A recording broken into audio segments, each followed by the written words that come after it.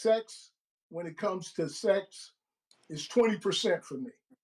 You know, when it comes to excuse me, can you remove me? I'm sorry. Oh, I don't know I've how. been waiting a long time for everybody to stop. You know. Oh, so if you want to say something, you can say something. Go ahead, Deidre. Go What ahead, you want to say? Go ahead, Deidre. We want to go. A couple of us want to leave. I mean, we've been waiting for y'all to stop talking. I don't know how to remove you, Deidre.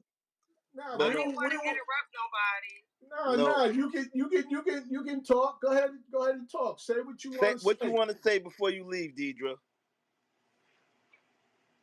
Say it, Deidre. I'm proud of you for doing, you know, what motivates you to keep going.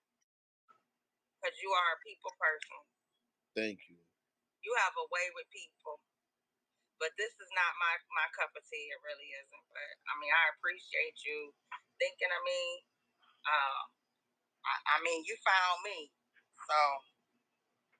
And I'm still waiting for that book to come out. Remember, you told me about the book you're writing. I did one part of it. I put it on is an ebook. She got a hell of a story to tell. But I needed to. Y'all want to hear my story? Yeah. Talk. She got a serious story to tell. Me and her used to talk about writing books together and stuff like that. Okay. It's a long story, though. Tell the story before you found God. Before you found God. You can give us the condensed version. I always grew up in church in some way, shape, or form, but when I was born, I was born in Boston, Massachusetts, because my biological mother, I have more than one mother.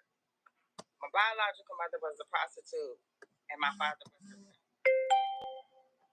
And so I was born in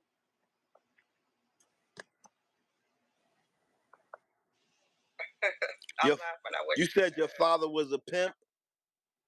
Yeah, and then my mother, she was a prostitute. Okay. So when I was 2 years old, I was taken out of my mother's custody. Now, this is what was told to me. I don't know all detail for detail, because my biological mother, passed away in 2020, and she didn't talk to me about everything. She was in and out of my life. Okay, so that everybody can have an understanding of. Yeah. So when I was 2 years old, I was taken out of her custody and I was placed in my aunt's custody. My aunt, she had other children, 3 children of her own. She ended up getting with a man that had children. And we all lived in the house together. Okay, so I gotta keep that so y'all can have an understanding. So I had a brother that was a year younger than me. My aunt would allow my brother and I to go back and forth to our mother, even though we were out of her custody. One night, it was really bad because we were abused by our mother. But one night, my brother was hit so hard, and most likely his head was, landed in something, or he was thrown down or something, but his head hemorrhaged and he passed away. He was 3. I was 4. I was there. And that's when I got sent to the children's home. Okay, so my mother, she was very young at the time. She only did 18 months. She pleaded to manslaughter. This was in Ohio. Okay, so I was in the children's home. Also her boyfriend took my virginity. I left that part out. Her boyfriend took my virginity.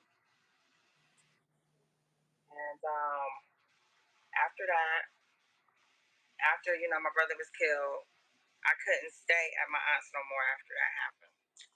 Okay, so they sent me to the children's home. Well, the children's home came. I don't know exactly how it all went down, but I ended up back in a children's home. I had my mother was pregnant with I don't know if she had, because I have a brother 3 years younger than me. So, but he ended up getting adopted. So I didn't really get to see him. But I went to the children's home, got in my first foster home when I was like 7. And then my relatives found me out where I was at because one of my cousins came to the school I was at. He was in the band, and he came to the school that I was at. He asked for my number. I gave him the number, and I ended up getting taken back to the children's home. And years later, when I was like, 18, 19, I was reunited with my first foster mother, and she explained to me why I got sent back to the children's home, because she said my family harassed her, and she was married. She had another son at the time, and they didn't like that, so they sent me back to the children's home. She said her husband didn't like it. He disagreed with it. Okay, so I went back to the children's home, and they sent me to another type of children's home, where I was at a school where I was the only Black person in the classroom. So you have an idea of what type of environment I was in. So I went there, went to church, went to a Christian camp when I was 9 years old. That's when I knew I had to accept Jesus Christ as my Lord when I was 9.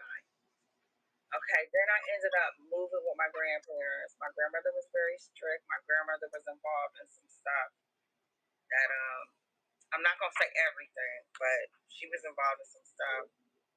And my grandfather, it was proven that he wasn't faithful to her. So they went through their little things. When I'm gonna take it up further. Okay, when I was 15, that's when I started. Well, no, was I 14 or 15? I'm trying to remember. But I was 15. I started like sneaking out the house, being rebellious. One of the nights, my grandmother caught me going out, and we got into a fight. We was like,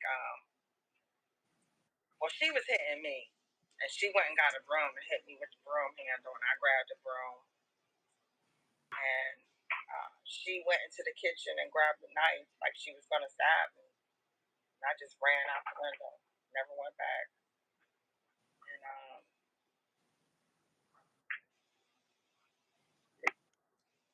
went back to the children's home, then to a place for runaways,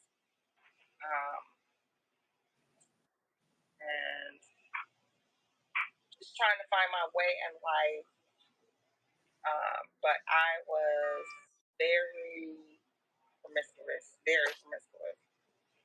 and that's when I was a teenager. I was very promiscuous. I just didn't care about myself at all, and I didn't have a father figure, so I looked to men as like a father, being a father figure, and I loved men, but I didn't know how to really, like, I never got to experience, the mother, not the mother, well, the mother talks either, but the talks that the father has with the daughter, or even a male figure having the talks with a girl, teaching her how to be treated, how she should be respected, and different things like that. I had some of the traits of my mother, because sometimes my mother, when she would be in and out of jail, but sometimes she would see me, I would see her, and I just wanted to be with her. I didn't care what she did. I just wanted to be with her. I didn't, that's the life I wanted, but it didn't turn out that way. But I didn't really have a quote unquote father figure in my life to know what it was like. what it was supposed to be like. So I was very, very promiscuous. Okay, so going further on, I ended up going to college, a black college, and I ended up staying in and out of there. And then I went back home maybe around, I don't know, I had been out of school for like a year, maybe. Ended up going back home because I had got with this guy. He was a drug dealer, and he kept hitting me. And because I ended up